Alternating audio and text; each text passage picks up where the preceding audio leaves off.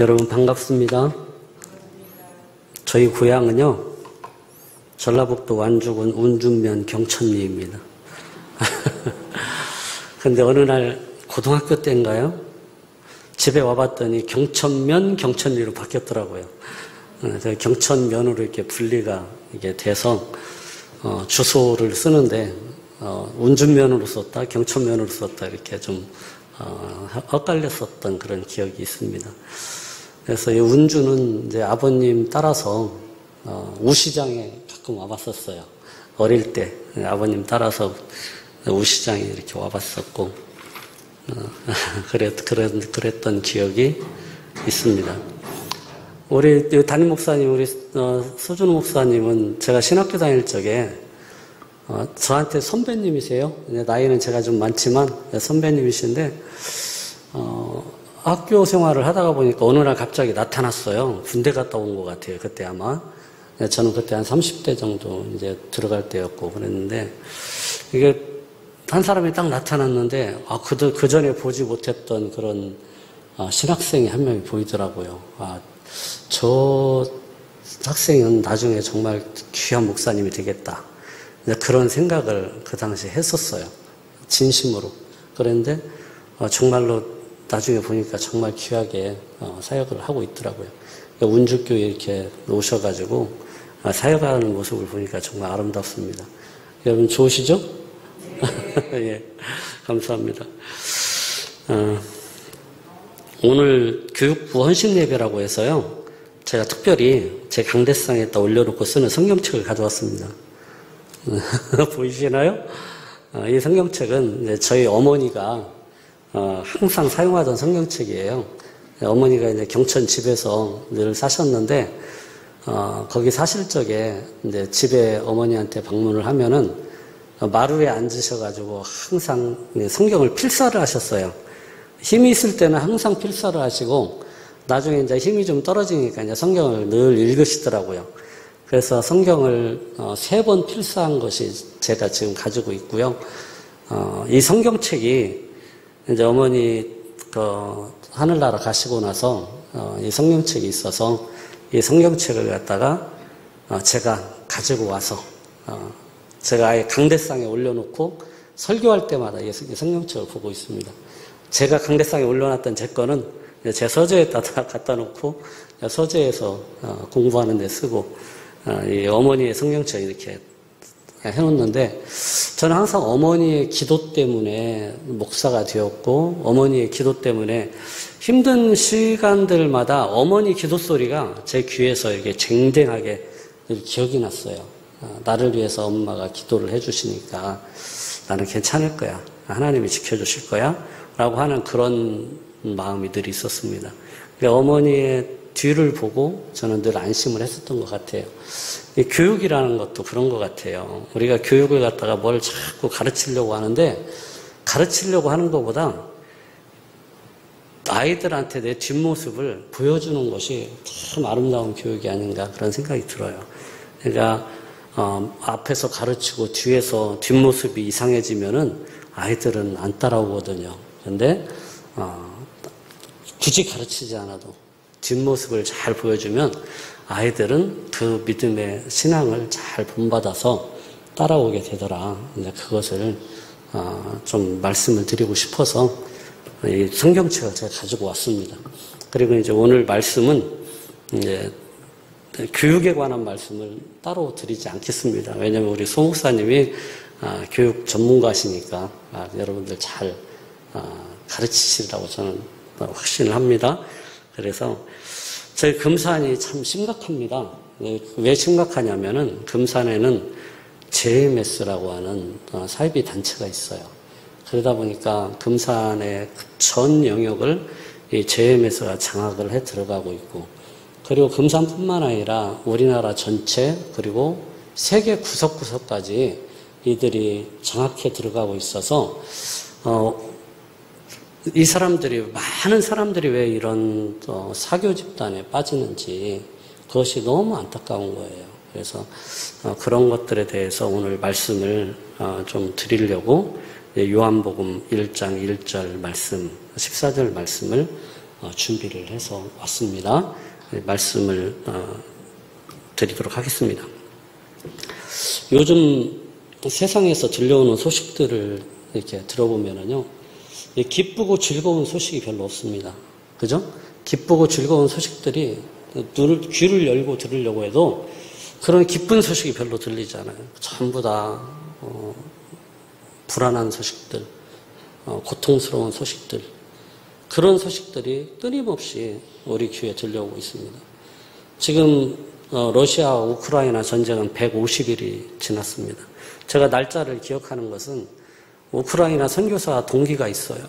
그 동기가 항상 편지를 보내오는데 지금 150일이 지났습니다. 지금도 우리는 고통 가운데 있습니다. 하는 그런 아픈 소식을 전해오면서 기도를 부탁하기 때문에 이제 그걸 알고 그냥 자연스럽게 알게 되는 거예요. 이 전쟁이 끝날 것 같았는데 또 계속 반복되고 있고 더 심해지고 있고 더 많은 사람들이 죽어가고 있다는 그런 소식이 들려옵니다. 그리고 이제 요즘 일기가 얼마나 안 좋습니까? 남부 유럽에서는 지금 온도가 45도를 육박해 들어가고 있고요. 미국 네바다주 같은 거 50도가 넘어가고 있고요. 말이 45도죠. 정말 무서운 겁니다. 지금 우리나라 35도 넘어가면 더워가지고 헐떡거리지 않습니까? 45도가 넘어간다고 생각을 해보세요. 우리 어르신들이요, 견디기 정말 힘듭니다. 살아남기가 힘든 그런 상황이 되는 거예요.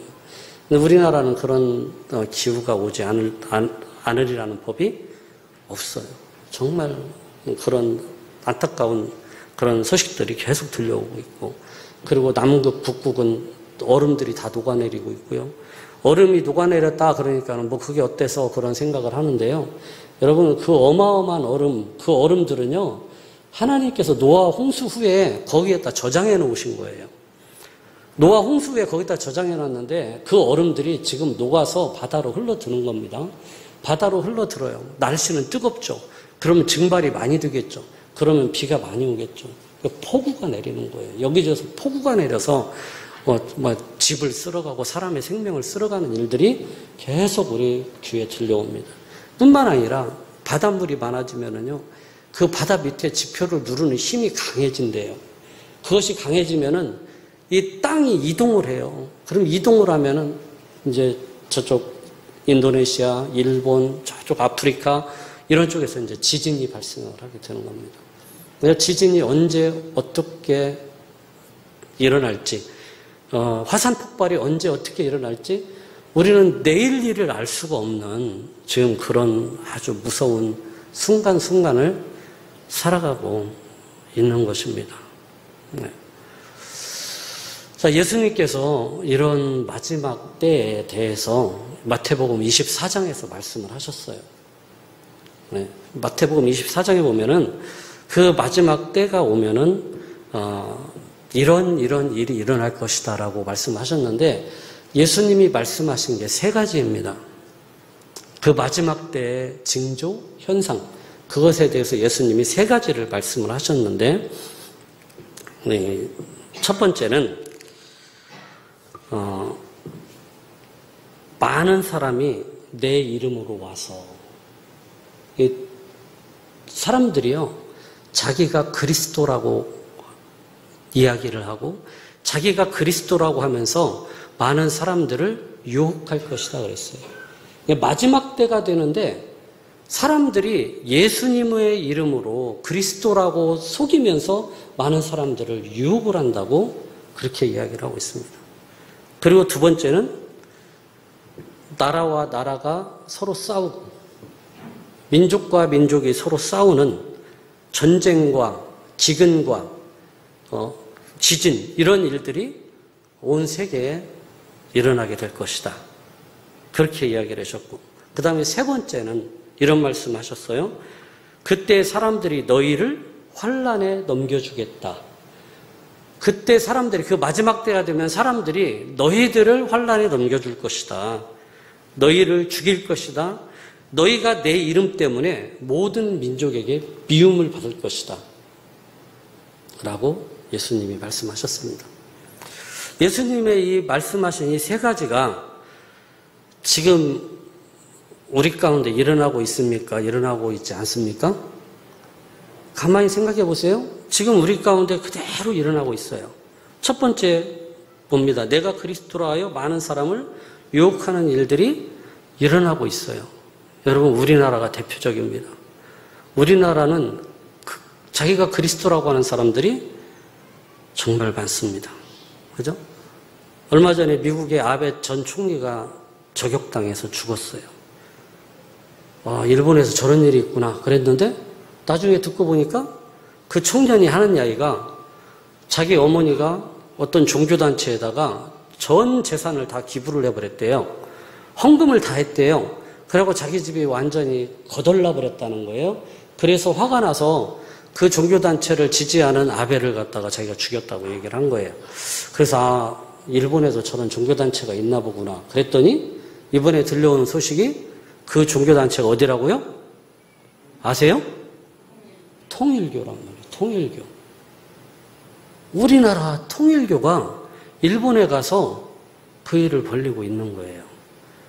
놀라운 것은요, 지금 운주에는 없나 모르겠어요. 통일교에 나가면은 일본 여자하고 결혼시켜주죠.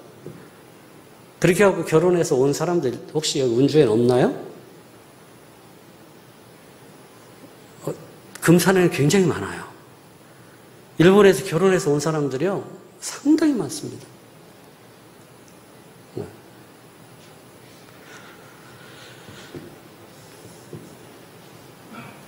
일본뿐이 아니에요. 통일교뿐이 아닙니다. 통일교, 신천지, JMS 이들이요 지금 세계 구석구석을 갖다 그렇게 누비고 들어갑니다. 세계 구석구석을 쫓아 들어가서 거기에 가서 우리나라 선교사들이 가서 세운 교회들을 다 뒤집어 놓고 있어요. 선교사님들이 가서 교회를 세우고 신학생을 키워서 그 신학생을 거기에 담임 목사로 세워놨는데 이 사이비 단체들이 와가지고 돈으로 이 사람들을 매수해서 자기 교회로 그냥 끌고 가버리는 거예요. 그러면 외국 사람들은요, 이게 기독교인지 뭐 이게 통일교인지 이런 개념이 없으니까 그냥 거기에 빠져 들어가는 거예요. 그냥 쉽게 빠져 들어가는 겁니다. 너무 안타까운 일들이 지금 일어나고 있는 것입니다. 두 번째, 전쟁과 기근, 난리와 소문들이 얼마나 많이 들려옵니까? 요즘은 하도 많이 듣다 보니까 귀찮죠. 전쟁 이야기 하도 많이 듣다 보니까 귀찮죠. 아유, 듣기도 싫어. 그런 식이 돼버렸어요. 우크라이나 전쟁을 갖다가 이야기하는 소리를, 뉴스들을 들어보면 게임하는 것 같아요. 게임 이야기 하는 것 같습니다. 여러분, 그 전쟁에서요, 러시아 탱크가 2,000대가 파괴됐대요. 우크라이나 탱크가 400대가 파괴됐대요. 여러분, 탱크 안에 사람이 몇 명 들어가는지 아세요?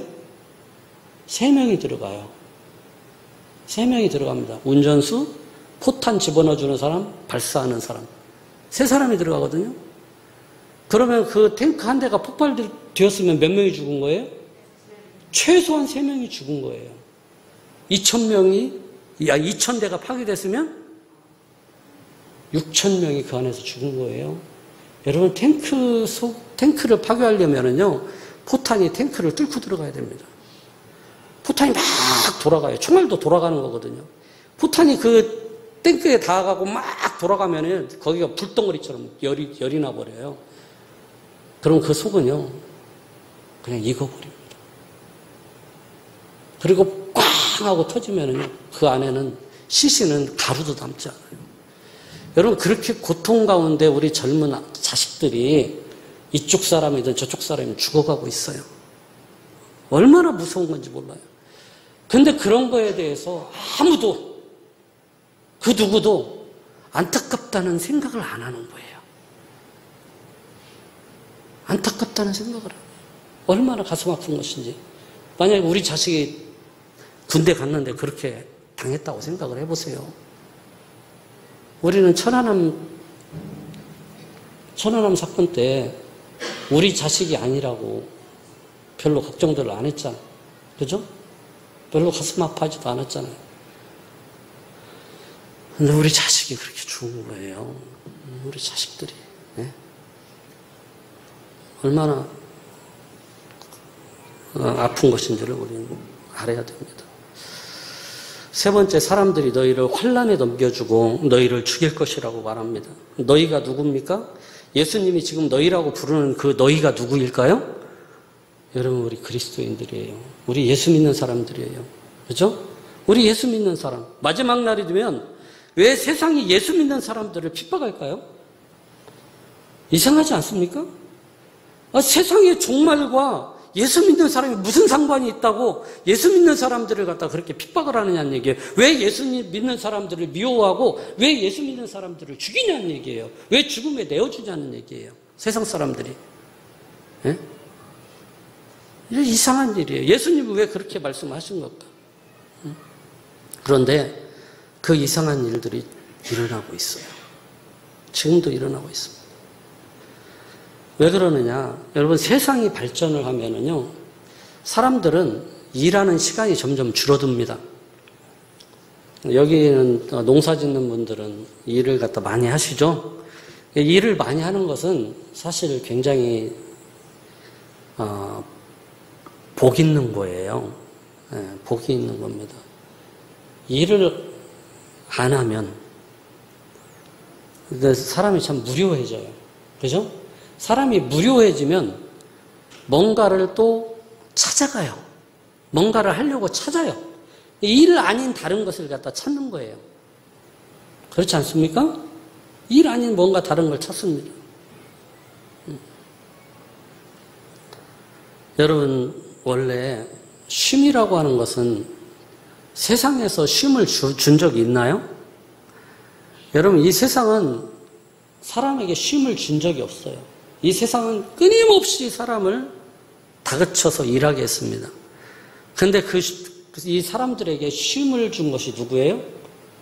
예? 하나님이 주셨잖아요. 그죠? 6일 동안 일하고 제7일에는 안식하라. 안식하라. 하나님이 쉬라고 하셨잖아요. 여러분, 일하다가 일주일 중에 하루를 쉬는 이것은요, 하나님께서 말씀하신 거예요. 하나님이 말씀하셔서 우리가 주일날 쉬게 된 거예요.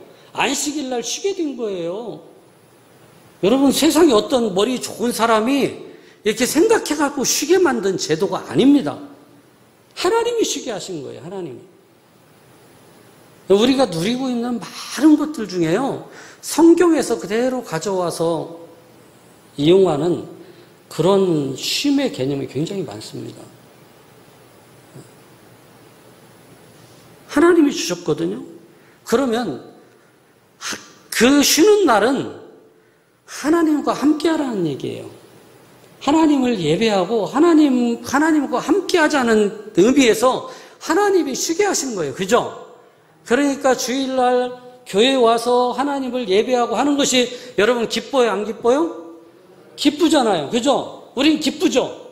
근데 여러분들이 만약에 하나님을 예배하지 않고 그냥 쉰다고 생각해 보세요.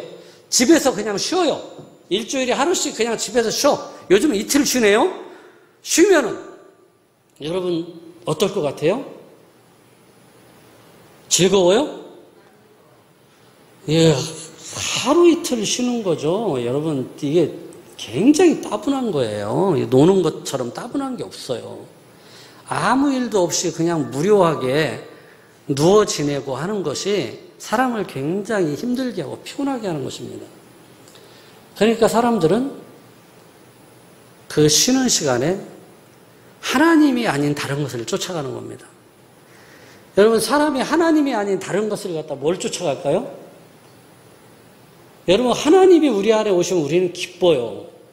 그런데 그 기쁨을 대신 만족해 줄 수 있는 뭔가를 갖다 찾아야 되는데 그것이 쾌락인 거예요. 쾌락을 쫓아가는 겁니다. 사람들이 쾌락을 쫓게 돼 있어요. 무조건 쾌락을 쫓아가게 돼 있습니다. 그러니까 철학에서도 쾌락주의가 나오는 겁니다. 쾌락주의가 나오는 거예요. 왜? 사람은 쾌락을 쫓아가게 돼 있다는 거예요. 왜? 하나님이 우리 안에 계시면 우리 안에 큰 기쁨을 맛보게 하시도록 만들어 놨거든요. 그러니까 하나님이 내 안에 오시면 우리는 기쁠 수밖에 없어요. 그게 하나님이 우리를 만드신 구조예요. 구조적으로 그렇게 돼 있어요. 그런데 하나님이 떠나버리니까 만족이 없는 거예요. 기쁨이 없는 거예요. 전혀 없는 거예요.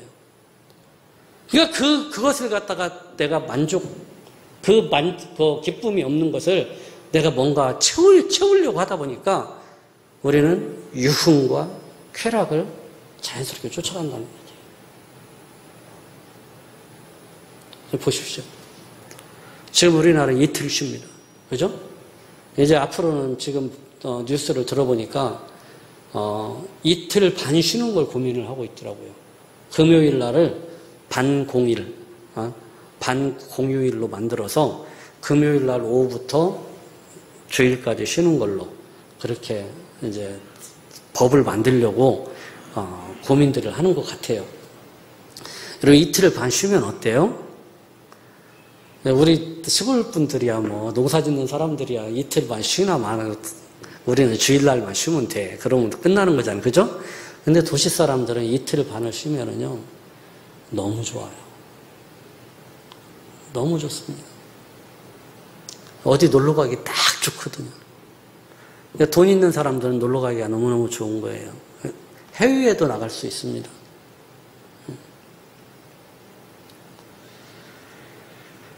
그러다 보니까 사람들이 이제 해외로 골프 가방 메고 골프 치러 가고요. 그런 일들을 갖다 이제 자연스럽게 하게 되는 거죠.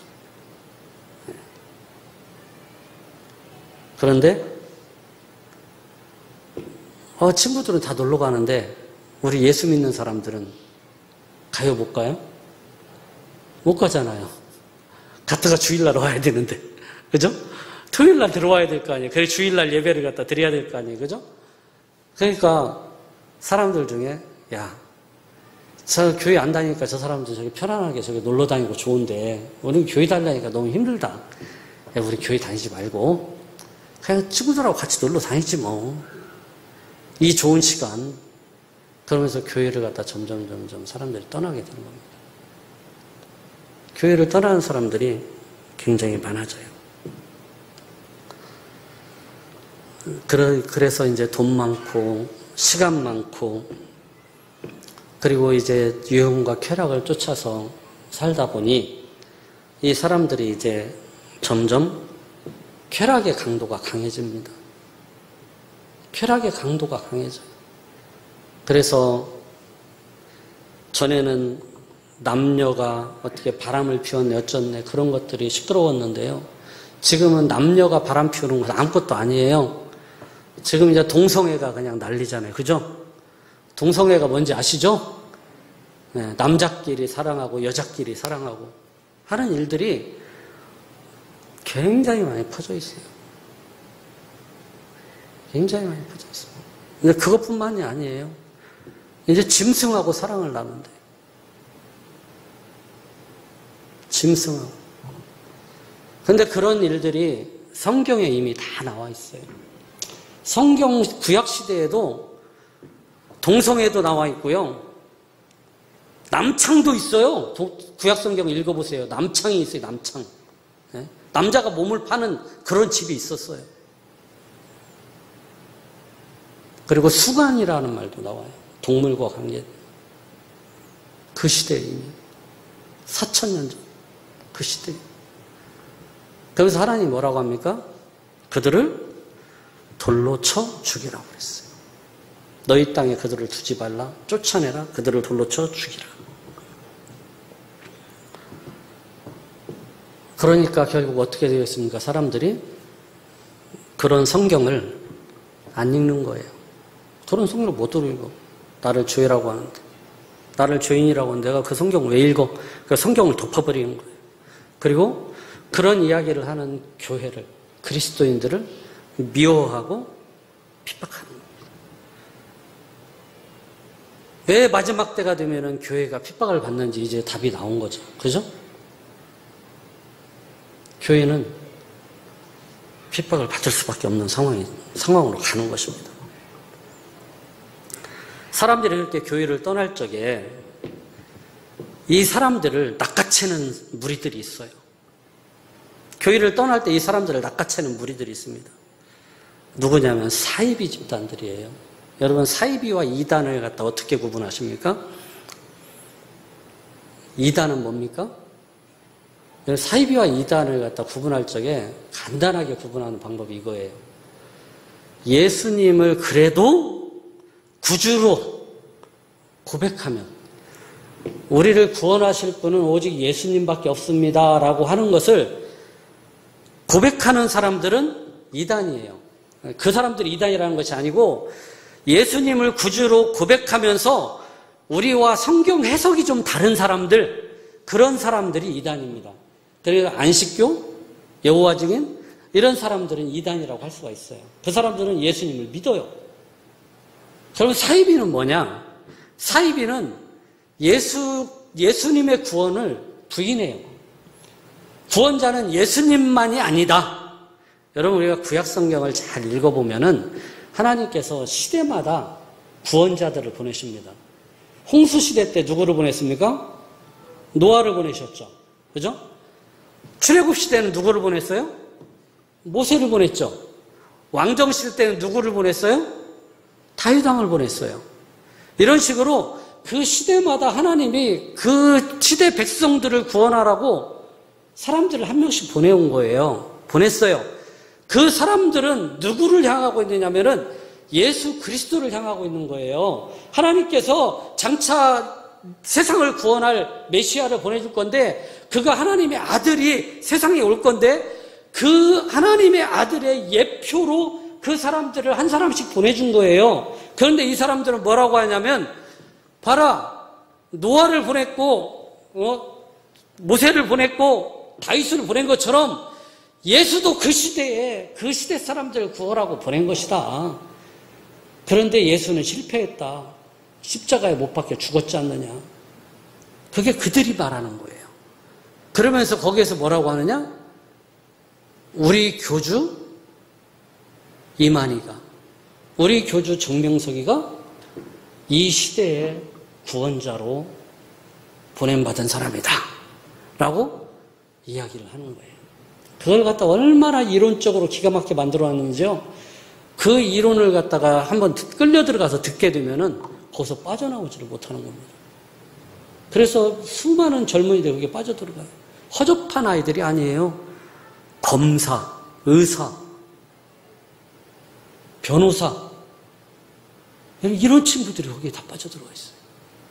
금산에 보면 의사들도 그런 사람이 있고요. 변호사도 그런 사람이 있어요.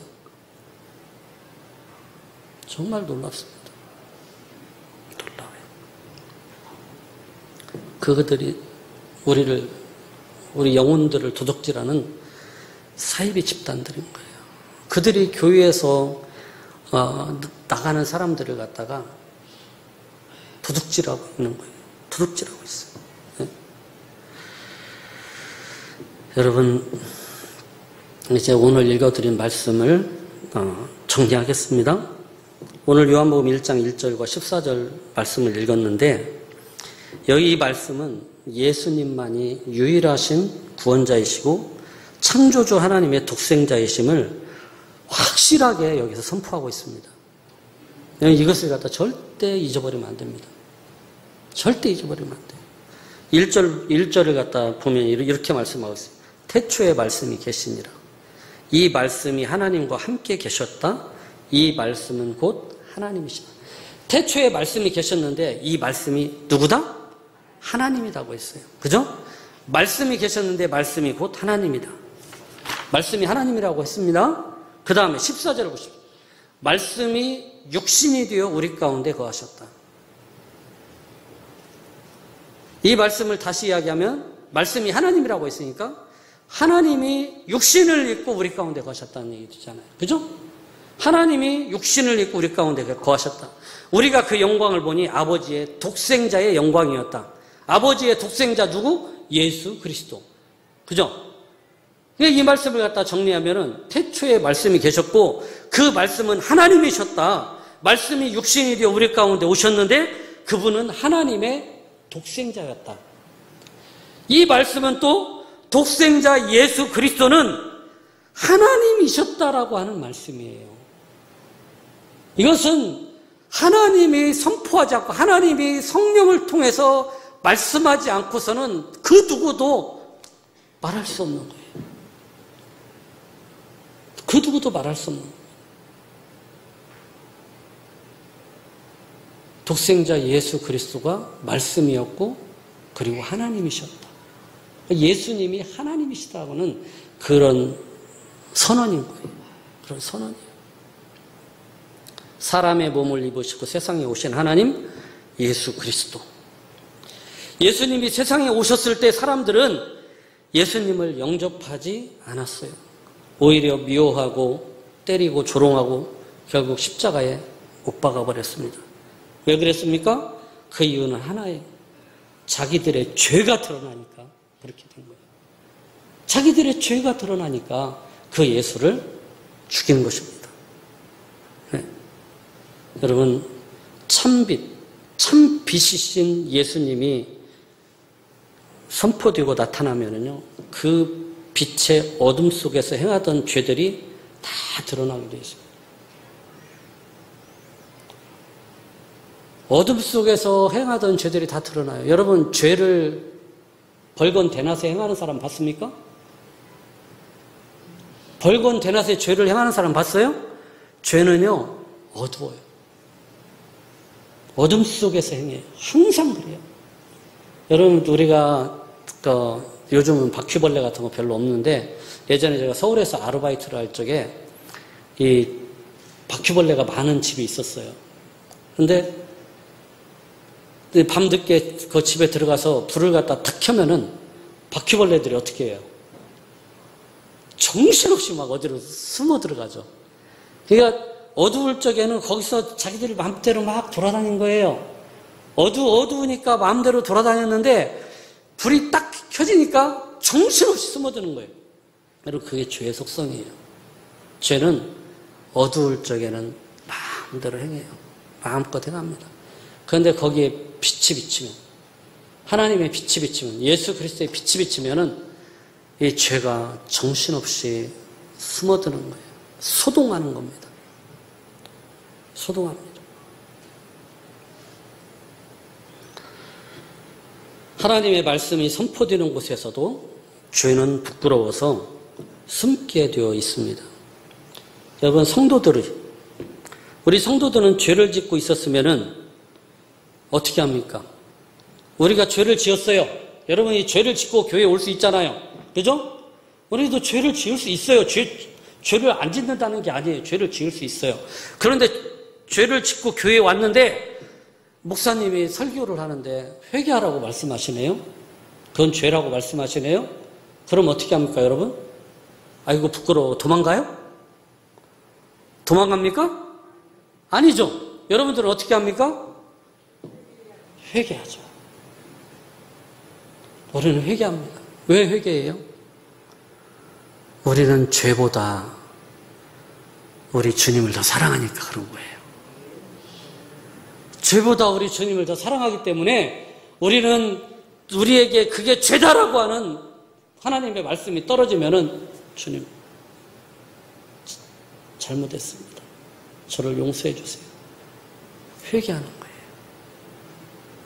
그게 죄인과 하나님의 자녀와의 차이인 거예요. 네? 차이입니다.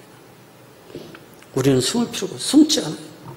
죄와 함께 숨을 이유가 없는 것입니다. 여러분, 12절 말씀이 읽지 않았지만 12절 말씀을 한번 보면은요, 이렇게 말씀하고 있습니다. 영접하는 자, 곧 그 이름을 믿는 자들에게는 하나님의 자녀가 되는 권세를 주었습니다. 여러분은 예수님을 영접하셨어요. 그래서 하나님의 자녀가 되었습니다. 하나님의 자녀가 되신 성도 여러분, 여러분은 하나님의 자녀라는 엄청난 선물을 받으신 거예요. 어마어마한 선물을 받으셔서 하나님의 자녀예요. 그래서 예수님이 이제부터 내가 너희를 종이라 하지 아니하고 나의 형제라고 부르겠다고 하셨잖아요. 왜? 왜 형제예요? 하나님의 자녀니까 형제인 거예요. 여러분, 그 권세는 천사들도 흠모한다고 했습니다. 천사들도 흠모하는 그런 권세예요. 하지만 우리가 세상에서 살아가는 동안에 우리는 어둠의 권세에 공공의 적이 되어버립니다. 어둠의 권세, 죄악의 권세가 우리를 미워한다는 얘기예요. 어둠에 행하던 죄들이 성도들을 통해서 우리들이 가면은요, 예수님의 빛이 비치게 돼 있어요. 자동적으로. 너희는 세상의 빛이다 그랬잖아요.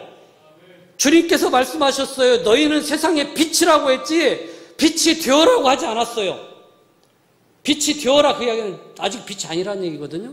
근데 주님은 너희는 세상의 빛이다 그랬어요. 여러분, 그냥 여러분은 주님을 모시는 그 순간에 여러분 빛입니다. 그렇기 때문에 여러분들이 세상에 나아가면 세상이 죄가 여러분들을 보고 두려워하게 돼 있어요. 두려워하게 돼 있어요. 제가 가끔 이야기하는데 우리 모학제일교회라는 교회가 있어요. 근데 그 교회 목사님, 은퇴하신 목사님이 어릴 때 이제 학교를 갔다 왔는데 7살 때였나 봐요. 유치원 갔다 왔다고 그랬거든요. 유치원을 갔다 왔는데 집에서 무당이 막 푸닥거리를 하더래요. 근데 교회를 다녔거든요. 근데 이 어린아이가 7살짜리가 집으로 딱 들어가는데, 마당으로 들어가는데요. 이 무당이 그 집에서 막 이렇게 이 종을 흔들고 뭐 대나무가지를 흔들고 막 그러다가 이 아이를 보자마자 그 마루에서 마당으로 휙 날아가서 쿵 떨어져 버렸대. 그러고서는 막 정신없이 막 이것저것 뭐 집기들을 꾸려가지고 그냥 번개같이 도망가 버리더래요. 그 후로 그 집이 예수를 믿었을까요? 안 믿었을까요? 예수를 믿었어요. 여러분, 그 아이 안에 계신 주님이 여러분 안에 계셔요? 안 계셔요? 여러분 안에 계십니다. 저는 무당 보고 무서워하는 사람은 이해를 못하겠어요. 여러분, 무당이 여러분들을 무서워해요. 아셨어요? 여러분, 무당 안에 있는 귀신이 가장 무서워하는 게 여러분 안에 계신 하나님이에요. 여러분 안에 계신 예수 그리스도예요. 그러니까 당당하세요. 왜 두려워합니까? 근데 그들은 우리를 계속 미워합니다. 교회를 미워하고 자기들의 죄가 드러날까 봐 성도들을 미워하고 결국에는 예수님을 십자가에 못 박아 죽인 것처럼 우리 성도들을 죽음에 내어주려고 발악을 하고 있습니다. 그런 세상의 핍박이 무서워서 여러분, 베드로처럼 숨는 성도들이 여러분 있어요. 있습니다. 예수님을 믿지 않는 것처럼 예수님을 모른다고 부인하는 사람들이 여러분, 우리들 가운데 있을 수 있어요. 연약한 성도들이 있어요. 틀림없이 있습니다. 그렇다고 너무 의기소침하지도 마시고 그렇다고 정죄하지도 마시기 바랍니다. 예수님의 제자들 중에 예수님이 잡혀가실 때 나도 그의 제자요라고 나섰던 사람이 있었습니까? 단 한 사람도 없었어요. 수제자라고 했던 베드로조차도 예수님을 부인하고 저주하고 도망쳤어요. 제자들 중에 단 한 사람도 나도 같이 잡아가, 나도 그게 제자야 라고 나섰던 사람이 단 한 사람도 없었다는 얘기예요. 그런데 그 제자들 중에 다른 유다를 뺀 모든 제자들이요, 예수 그리스도를 위해서, 복음을 위해서 그 생명을 다 바쳤습니다. 누가 그렇게 만들었습니까? 성령께서 만들어주시는 거예요. 결국 하나님이 만들어주시는 겁니다. 여러분들이 이기도록 하나님이 여러분들과 함께 하시는 것입니다. 여러분들 안에 하나님이 계시니까요. 하나님이 여러분 안에 계십니다. 두려워하지 마시기 바랍니다. 주님이 제자들을 세우신 것처럼 여러분들도 세우실 것을 굳게 믿으시기 바랍니다. 주님이 말씀하신 그 마지막 날이 내일일지 언제일지 알 수 없습니다. 지금은 그날이 내일 갑자기 온다고 해도 뭐 전혀 이상하지 않은 그런 상황인 것 같아요. 네. 우리는 어떻게 살아가야 되느냐? 우리는 어떻게 살아가야 될까? 내일이 그날이다. 내일이 주님이 말하신 그 마지막 날이다. 내일이 주님이 오시는 날이다. 라는 마음으로 주님을 기다리면서 우리 성도들이 살아가야 될 줄 믿습니다. 여러분, 구원은 오직 예수 그리스도 한 분뿐이십니다. 천하에 누가 와서 온갖 감언이설로 나를 유혹한다 할지라도 말씀이 육신이 되어 세상에 오신 하나님, 하나님의 아들 예수 그리스도, 그분만이 우리의 구원이시라는 것을 절대 잊지 말고, 세상에 누가 나를 유혹한다 할지라도, 여러분 이제 앞으로 가면 갈수록 그런 유혹은 더 심해질 거고요. 주님이 말씀하신 것처럼 그런 유혹이 하늘에서 불이 떨어지면서 일어날 수도 있어요. 병든 자를 고치고 하늘에서 불을 내리고 하면서 우리를 유혹할 수도 있습니다. 그런데 우리의 구원자는 예수 그리스도 한 분이시다. 그들이 온갖 놀라운 일들을 한다 할지라도 내가 예수요, 내가 그리스도요라고 한다면 그들은 다 거짓이다. 그거 한 가지는 잊지 마시라는 얘기입니다. 너무 안타까운 마음에 이 말씀을 준비했습니다. 운주교회 성도님들은 그런 거에 흔들리지 않으리라고 저는 확신합니다. 예, 그런 운주교회가 되기를 주의 이름으로 간절히 바랍니다.